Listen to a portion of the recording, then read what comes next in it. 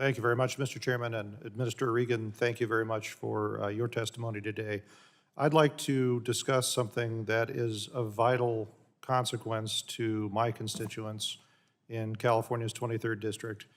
Recently, the California Air Resources Board applied to the EPA for a waiver that would allow them to implement what they call the in-use locomotive rule in California. They're seeking to require all line locomotives to operate in a zero emissions configuration starting in the year 2035 and to prohibit the use of any locomotive that's older than 23 years old.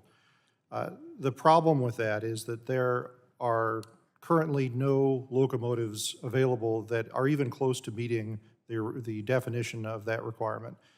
If you just look at the amount of energy required to move, the weight that those locomotives move, a diesel locomotive has the equivalent of about 100 megawatt hours of energy. The best all-electric locomotives that we have now that are in testing are around the order of 5 to 8 megawatt hours. So we're not even close to even having a locomotive available that will meet that rule. Another problem, and this is one that affects my constituents directly, is that BNSF Railways is in the process of constructing a new $1.5 billion intermodal transfer facility in my district in the town of Barstow. That's going to add about 20,000 jobs to my district. It's also going to have the effect of taking millions of truck hours off the roads in California because it will allow freight to be offloaded off of ships in the ports of Los Angeles and Long Beach, transferred by rail to the intermodal facility in Barstow, and then distributed by rail to other parts of the country instead of being on trucks. And as I'm sure you're aware, given your position, it's about 10 times more efficient to transport freight by rail than by truck. It's much less carbon in the atmosphere. It's better for everyone to do this. The problem is if the EPA approves CARB's waiver request, BNSF is not going to build that transfer facility in Barstow because they would be required to have all-electric locomotives that don't exist. And so they're going to put that facility in Arizona. So in a way, I should thank CARB. I've gotten more constituent engagement on this issue than on any other issue in my 19 years in elected office. And I brought you a little gift here. This is several thousand letters from my constituents that they've written in, all of them opposing the waiver request from CARB that they would need to implement this. So first question for you, can you tell me what the timing is on the EPA's ruling on the waiver request on this issue? Well, I can tell you that all of the issues that you've raised, we're hearing as well.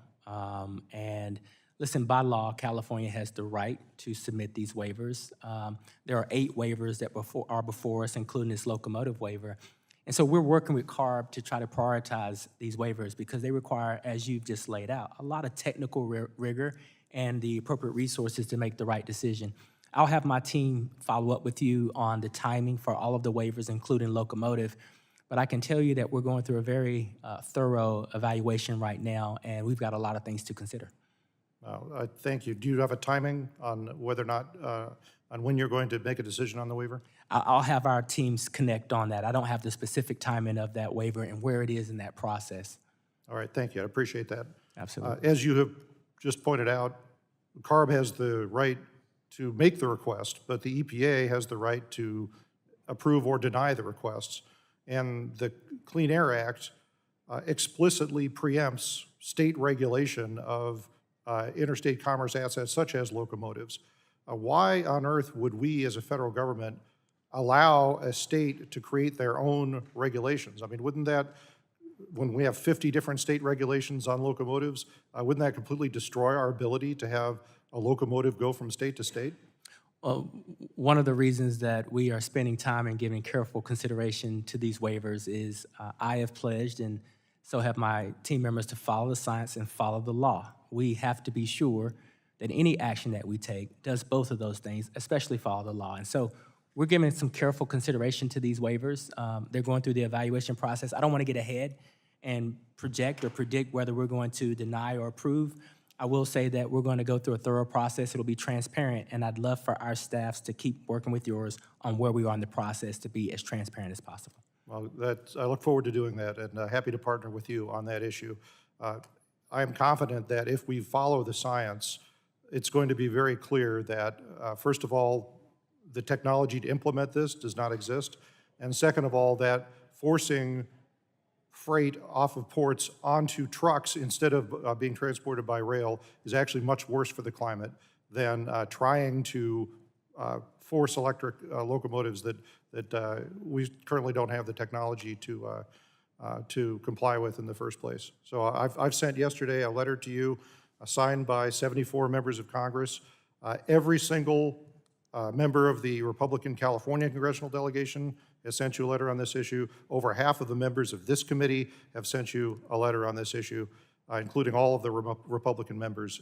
And so I would ask that you work with us on this and recognize the serious consequences of allowing CARB to go forward with this very misguided proposal. You have my commitment to work with you all, be transparent and be fair. And so we're going to, again, go through this process, evaluate it very carefully, and there will be no surprises. Right. I look forward to that.